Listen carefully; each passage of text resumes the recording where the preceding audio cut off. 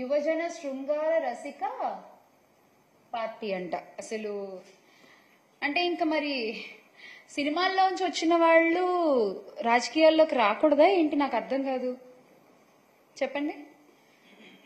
సినిమాల్లో వర్క్ చేసిన వాళ్ళు, ఇండస్ట్రీలో వర్క్ చేసిన వాళ్ళు రాజకీయాల్లోకి రాకూడదా? ఒక చిన్న సందేహం అండి, ఏమనుకోవద్దు. తెలుగుదేశం పార్టీని స్థాపించిన గౌరవనీయులు స్వర్గీయ ఎన్టీ రామారావు గారు, ఆయన ఎవరండి? ఆయన ఇండస్ట్రీ పర్సనేగా, ఆయన ఒక నటుడేగా. ముందు ప్రజారాజ్యాన్ని స్థాపించిన చిరంజీవి గారు, ఆయన ఎవరండి? ఆయన ఒక నటుడే కదా. ఎందుకు ఇప్పటి మన డిప్యూటీ సీఎం గారు పవన్ కళ్యాణ్ గారు, ఆయన ఎవరు? ఆయన నటుడే కదా. అంటే అబ్బాయిలు వస్తే పర్వాలేదు, అబ్బాయిలు వస్తే సూపరు, అమ్మాయిలు వస్తే మాత్రం అంతకుముందు వాళ్ళు చేసిన ఇలా పోస్ట్ చేసేసి మీకు నచ్చినటువంటి టెక్స్టులు రాసేసి క్యాప్షన్లు పెట్టేసి ఇలా చేస్తారా మీరు? ఇది ఎంతవరకు కరెక్ట్ అండి? బాలకృష్ణ గారు, ఆయన కూడా ఒక నటుడే కదా. ఇప్పుడు బాలకృష్ణ గారు వాళ్ళ అబ్బాయి కూడా కొత్తగా మోక్షజ్ఞ గారు కూడా ఒక మూవీ చేస్తున్నారు. ఏమో ఇప్పుడు ఆయన సినిమాల్లో ఆయన వాళ్ళు ఉన్నారు కాబట్టి అబ్బాయిలు వాళ్ళందరూ గొప్పోళ్ళు. ఇప్పుడు రేపు పొద్దున్న మోక్షజ్ఞ గారి సినిమాల్లో పక్కన ఏ హీరోయిన్ చేసినా, వాళ్ళు ఏ పాటలు చేసి డాన్సులు చేసినా, అంటే హీరోయిన్ మరి పెడతారో పెట్టరో, మరి అమ్మాయిలు ఇలా ఇలా డాన్సులు చేయకూడదు కదా. ఏంటండి అసలు? మీ పార్టీలోనే ఇంతకు ముందు జయసుధ గారు ఉన్నారు, జయప్రద గారు ఉన్నారు, కవిత గారు ఉన్నారు. అంటే వీళ్ళందరి వ్యక్తిత్వాల గురించి మీరేం చెప్పాలనుకుంటున్నారు?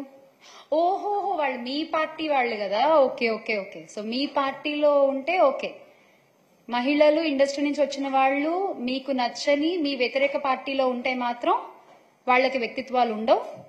వాళ్ళ వ్యక్తిత్వాల గురించి మనం ఏదైనా మాట్లాడేస్తాం, వాళ్ళ మీద మనం ఎంత భాండాలైనా వేసేస్తాము, ఎంతైనా ట్రోల్ చేసేస్తాం. అంతేనా? అంతేనా మీరు చెప్పదలుచుకున్నది? చూడండి ఆ ట్రోల్స్. అసలు ఎక్కడెక్కడ వెతికావు నైట్.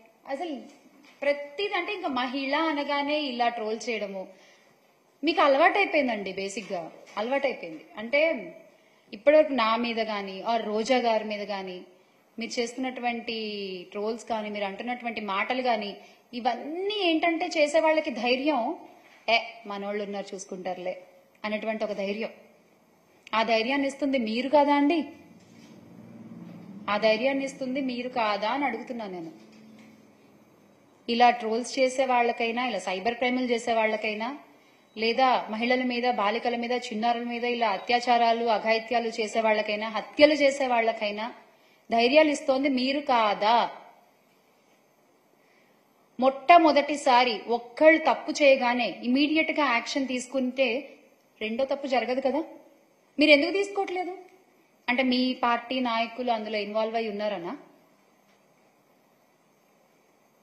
దీనికి ఖచ్చితంగా సమాధానం చెప్పాలండి. కూటమి ప్రభుత్వం దీనికి ఖచ్చితంగా సమాధానం చెప్పాలి. మీరు అధికారంలోకి వచ్చింది ఎందుకు? మహిళల్ని కాపాడాల్సిన బాధ్యత మీ మీద లేదా? చిన్నపిల్లల్ని కాపాడాల్సిన బాధ్యత మీ మీద లేదా? ఇలాంటి రాబందులు, క్రూర మృగాల నుంచి కాపాడే ధర్మం